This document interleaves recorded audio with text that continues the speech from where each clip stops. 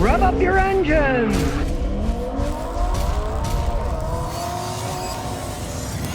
Well, here's some breaking news. I'm back in Tennessee. And to fit in with the locals of Tennessee, check it out.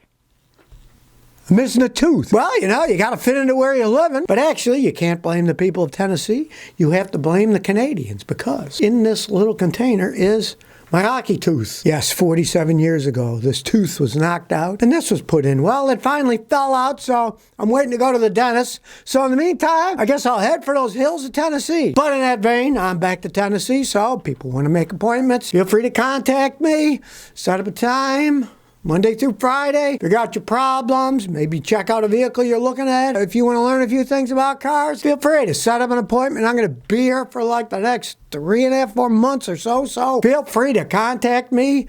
Hopefully my tooth will be back in soon, but you never know, What can you do about it? As the Canadians say, keep your stick on the ice, and if your tooth isn't in your head, well, be that as it may. Well, the English just came out with the worst built vehicles. I gotta agree with most of them. On the top is Porsche. No surprise, I should say Porsche. That's how they want it pronounced, right? Yeah. Snobmobiles. Not only do they fall apart, but they cost a fortune to fix. The most expensive repair that they found on average for these Porsches was like $12,000. And number 2 on their list was Land Rover. Hey, the Brits are being honest. They're saying their own Land Rovers are piles of junk, which everybody knows. And what's number 3? Jaguar. Not to be surprised, it's English, and it's the same company now. It's called Land Rover, Jaguar, Land Rover, whatever you want to call it. They're both piles of junk. Number 3 was Alfa Romeo. What a surprise. Italian sports car. I might have put them 1 on the list. Who knows? They're pretty crappy too. Then comes Audi, just like I've been saying all these years. Then comes BMW, another no shocker. Then comes Mercedes-Benz. Then comes Volvo, and then comes Mitsubishi. The thing you got to understand about Mitsubishi is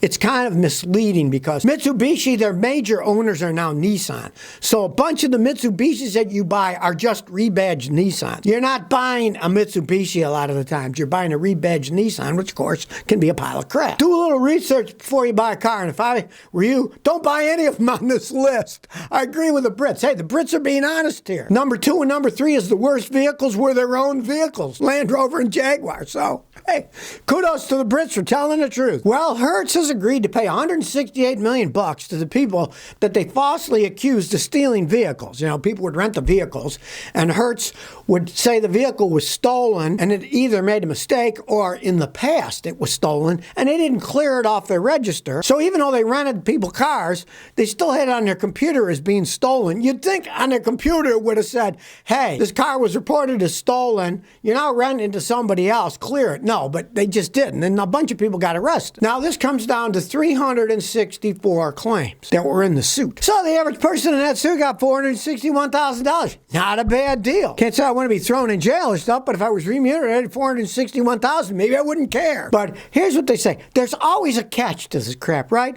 Listen to this, and I quote, Hertz says it expects to pay the full amount of the settlement by the end of the year, and added it believes it will recover a meaningful portion of it from insurance carriers. What kind of an insurance company will insure these people, throw people in jail, and then the insurance company pays for it? Ridiculous, They never want to own up. They're always passing the buck to somebody else. So what can you do, They are supposed to pay this money out to the people who were wrongfully arrested and had problems, so at least the wheels of justice seem to be working okay.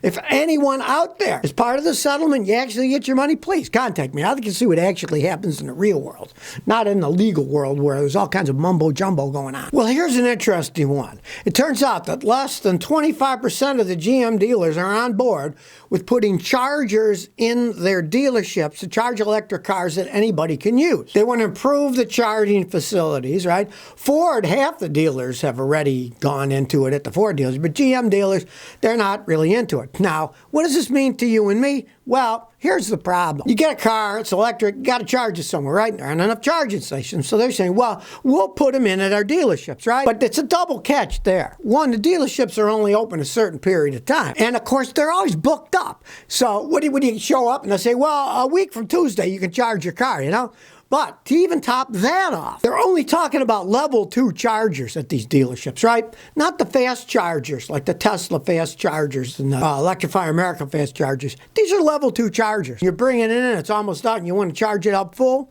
It can take 6 to 12 hours with a level 2 charger. They're not even high quality chargers they're talking about. They're talking about cheapy ones. 6 to 12 hours to charge it up. And the dealer is going to say, well, you got to wait. There's somebody else using it right now.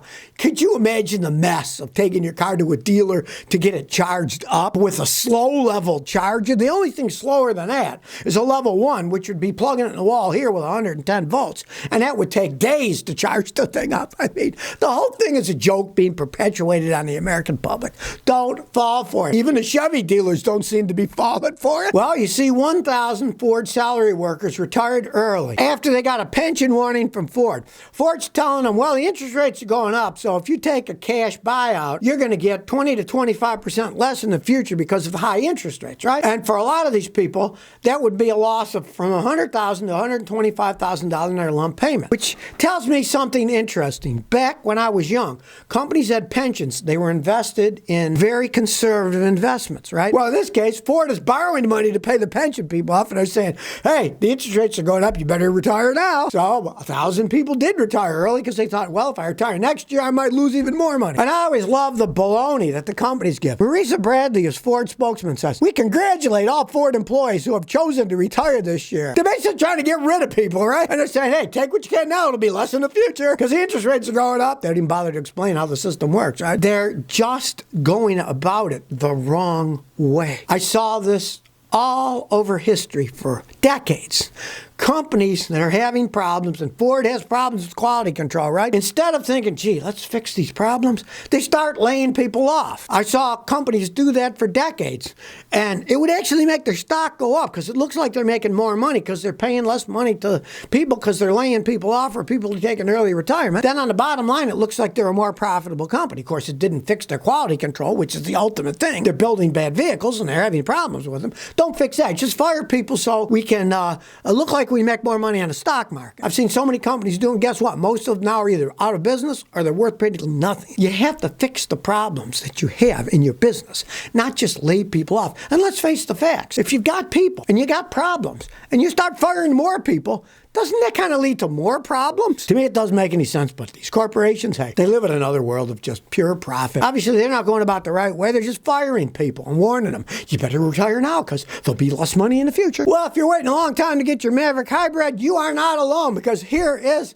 an email from one of your viewers, Monica Blondes, who says, 438 days ago, Scotty, we put $500 down on a 2022 Ford Maverick Hybrid. 438 days, WTH. Love your videos, but I wish I could get my hands on my vehicle. Well, Monica, yeah, that's just ridiculous. 438 days, you still don't have it, right? And they keep bragging about, oh, we're making this, we're doing great, blah, blah, blah, blah. 438 days and they haven't produced your car. It's a hybrid. It's not an electric car, at least. So you're not dependent. You don't plug them in. It's not a plug-in hybrid. It's just a plain old hybrid. So you don't have to worry about plugging it in anywhere. But waiting that long, that is kind of crazy. Obviously, you're not the only one. I get emails from many people saying, where is it? It's not here yet, right? They keep talking the talk. We're going to build all electric and hybrid cars, but they haven't done it yet. Well, Honda just announced that they secured enough battery powers to put 1 million EVs on the road. They cut a deal with CATL, a Chinese company that makes electric batteries, right? This news is a little more deceiving than it seems because they say they'll be able to get 1 million batteries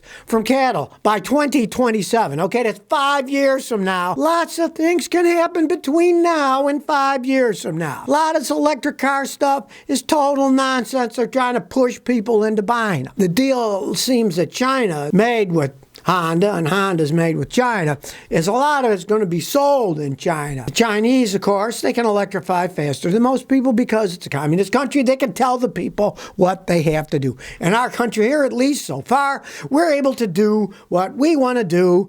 And if the government says, oh, we should buy electric cars, well, so far they can't force us to buy the stupid things. But the Chinese, on the other hand, see some of those videos that I had about all the exploding electric motorcycles and bicycles blowing up, going all over the place? this. But, you know, they can hide it in China. The information about the bicycles exploding in pictures was from years ago. The data, like 70,000 of them or something. The data is just from years ago because the Chinese try to hide it all. You know, they don't want to tell the people the truth there. Here, we try to seek out the truth. And in this case, saying that they can put 1 million of them a year on the road, well, they say, well, that's 5 years from now. We'll see what happens 5 years from now. Let's just watch. So if you never want to miss another one of my new car repair videos, remember to ring that bell.